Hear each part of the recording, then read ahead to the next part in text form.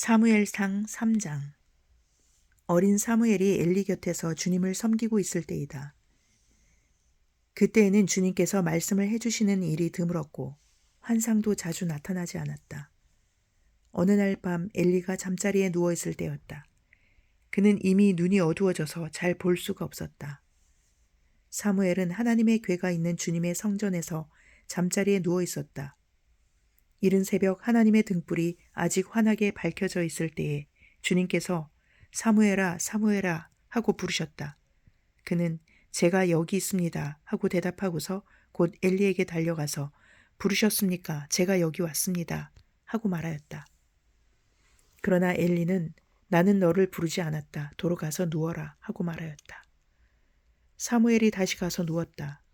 주님께서 다시 사무엘아 하고 부르셨다. 사무엘이 일어나 엘리에게 가서 부르셨습니까? 제가 여기 왔습니다 하고 말하였다.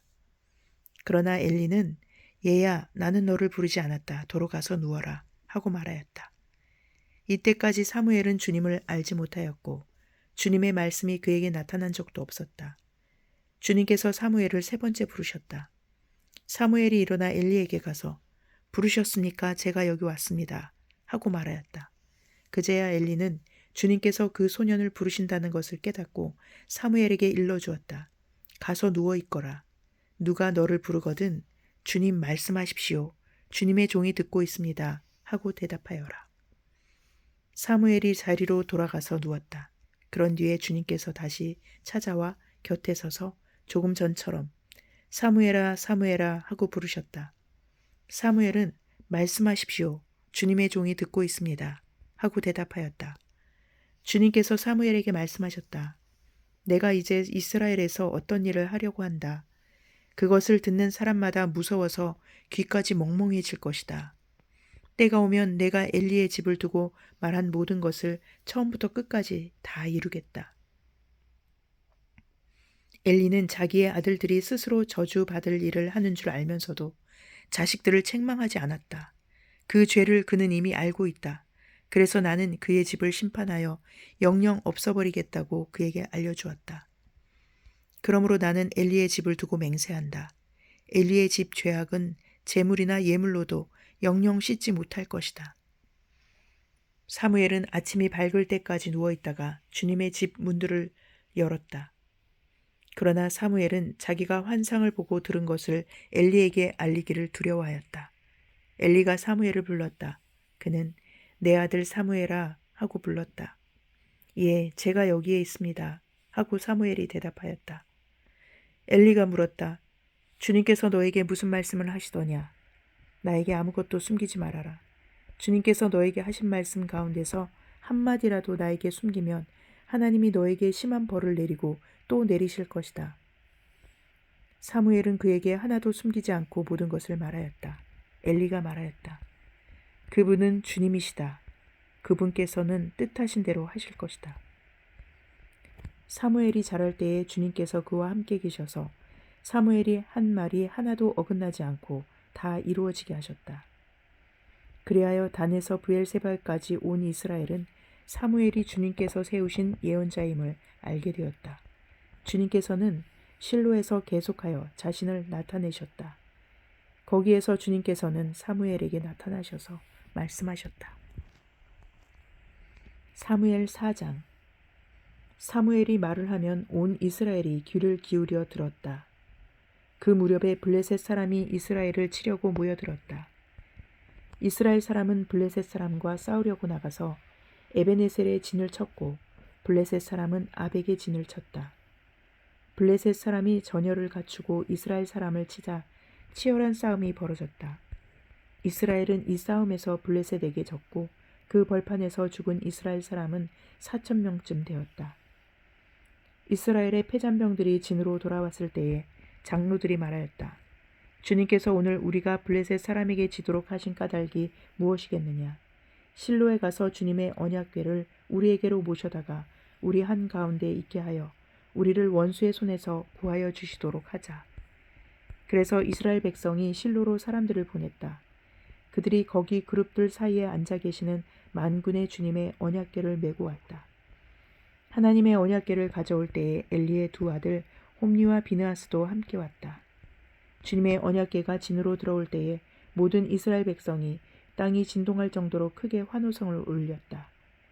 블레셋 사람이 그 환호하는 소리를 듣고 저 히브리 사람의 진에서 저렇게 환호하는 소리가 들리는 까닭이 무엇이냐 하고 묻다가 주님의 궤가 진에 들어갔기 때문이라는 것을 알았다. 블레셋 사람이 두려워하면서 말하였다. 이스라엘 진에 그들의 신이 들어갔다. 그래서 그들은 외쳤다. 이제 우리에게 화가 미쳤다. 일찍이 이런 일이 없었다.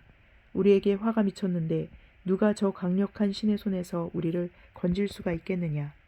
그 신들은 광야에서 온갖 재앙으로 이집트 사람을 쳐서 죽게 한 신들이다. 블레셋 사람들아, 대장부답게 힘을 내어라. 그렇지 않으면 히브리 사람이 우리의 종이 되었던 것처럼 우리가 그들의 종이 될 것이다. 너희는 대장부답게 나가서 싸워라. 그런 다음에 블레셋 사람이 전투에 임하니 이스라엘이 져서 제각기 자기 장막으로 달아났다. 이스라엘은 이때에 아주 크게 져서 보병 3만 명이 죽었다. 하나님의 궤를 빼앗겼고 엘리의 두 아들 홈리와 비느하스도 이때 전사하였다. 어떤 베냐민 사람이 싸움터에서 빠져나와 그날로 실로에 이르렀는데 슬픈 나머지 옷을 찢고 머리에는 티끌을 뒤집어 쓰고 있었다. 그 사람이 왔을 때에 엘리는 길가 의자에 앉아서 길을 내다보면서 마음속으로 하나님의 궤를 걱정하고 있었다. 그 사람이 성읍에 이르러서 소식을 전하니 온 성읍이 슬퍼하며 슬피 울부짖었다. 엘리가 그 울부짖는 소리를 듣고 물었다. 저 소리가 무슨 소리냐? 그 사람이 급히 달려와서 엘리에게 소식을 전하였다. 그 무렵 엘리는 98살 된 노인으로서 눈이 어두워져서 앞을 거의 볼 수 없었다. 그 사람이 엘리에게 말하였다. 저는 전쟁터에서 도망쳐 나온 사람입니다. 전쟁터에서 오늘 도망쳐 오는 길입니다. 엘리가 물었다. 젊은이, 무슨 일이 일어났소? 소식을 전하는 그 사람이 대답하였다. 이스라엘 백성은 블레셋 사람 앞에서 도망쳤고 백성 가운데는 죽은 사람이 매우 많습니다. 제사장님의 두 아들 홈리와 비느하스도 전사하였고 하나님의 궤는 빼앗겼습니다. 그가 하나님의 궤에 대한 소식을 전할 때에 엘리는 앉아있던 의자에서 뒤로 넘어져 문 곁으로 쓰러져서 목이 부러져 죽었다. 늙은 데다가 몸까지 무거웠기 때문이다. 그는 40해 동안 이스라엘의 사사로 있었다. 그때 엘리의 며느리인 비느하스의 아내는 임신 중이었으며 출산한 때가 가까웠는데 하나님의 궤를 빼앗겼고 자기의 시아버지와 남편도 죽었다는 소식을 듣자 갑자기 진통이 일어나 구부리고 앉은 채 몸을 풀었다. 그러다가 그는 거의 죽게 되었다. 그때 곁에 서 있던 여인들이 아들을 낳았으니 걱정하지 말아요 하고 말해 주었으나 그러나 산모는 대답도 없고 관심도 보이지 않다가 그 아이의 이름을 이가봇이라고 지어주며 이스라엘에서 영광이 떠났다 하는 말만 남겼다. 하나님의 궤를 빼앗긴 데다가 시아버지도 죽고 남편도 죽었기 때문이다. 거기에다가 하나님의 궤까지 빼앗겼기 때문에 이스라엘에서 영광이 떠났다고 말했던 것이다. 사무엘상 5장. 블레셋 사람들은 하나님의 궤를 빼앗아서 에베네셀에서 아스도로스로 가져갔다. 블레셋 사람들은 하나님의 궤를 다곤 신전으로 가지고 들어가서 다곤 신상 곁에 세워놓았다. 그 다음날 아스돗 사람들이 아침에 일찍 일어나서 보니 다곤이 주님의 궤 앞에 엎어져 땅바닥에 얼굴을 받고 있었다. 그들은 다곤을 들어서 세운 다음에 제자리에 다시 가져다 놓았다. 그 다음 날도 그들이 아침 일찍 일어나서 가보니 다곤이 또 주님의 궤 앞에서 엎어져서 땅바닥에 얼굴을 받고 있었다. 다곤의 머리와 두 팔목이 부러져서 문지방 위에 나뒹굴었고 다곤은 몸통만 남아있었다. 그래서 오늘날까지도 다곤의 제사장들과 다곤 신전에서 예배하는 사람들은 아스돗에 있는 다곤 신전에 들어갈 때에 문지방 위를 밟지 않고 넘어서 들어간다. 주님께서 아스돗 사람들을 무섭게 내리치셨다. 주님께서 그들에게 악성 종양과 재앙을 내리셔서 아스돗과 그 지역 사람들을 망하게 하셨다. 아스돗 사람들이 이것을 보고 이스라엘의 신이 우리와 우리의 신 다곤을 무섭게 내리치니 그 신의 궤를 우리가 있는 곳에 두어서는 안 되겠다 하고 말하면서 사람을 보내어 블레셋 통치자들을 모두 불러 모아 놓고 이스라엘의 신의 궤를 어떻게 해야 좋을지를 물었다. 블레셋 통치자들이 이스라엘 신의 궤를 가드로 옮기자고 하였으므로 아스돗 사람들은 이스라엘 신의 궤를 가드로 옮겼다. 아스돗 사람들이 그 궤를 가드로 옮긴 뒤에 주님께서 그 성읍을 내리쳐서 사람들이 큰 혼란에 빠졌다. 주님께서 그 성읍의 사람들을 어린아이나 노인이나 할 것 없이 모두 쳐서 악성 종양이 생기게 하셨다. 그러자 그들이 하나님의 궤를 에그론으로 보냈다.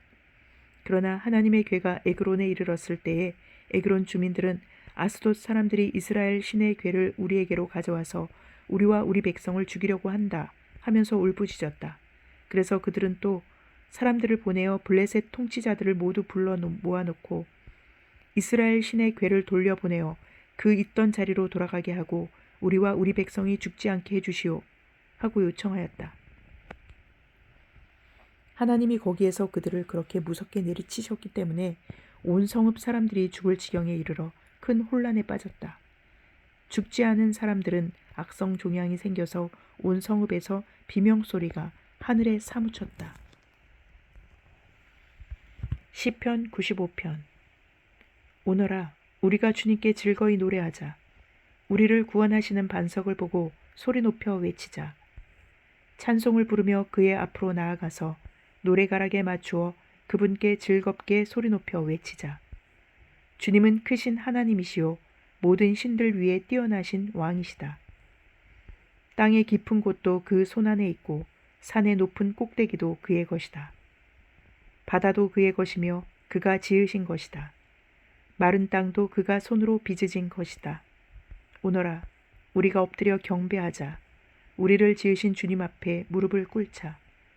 그는 우리의 하나님이시요 우리는 그가 기르시는 백성이며 그가 손수 이끄시는 양떼다.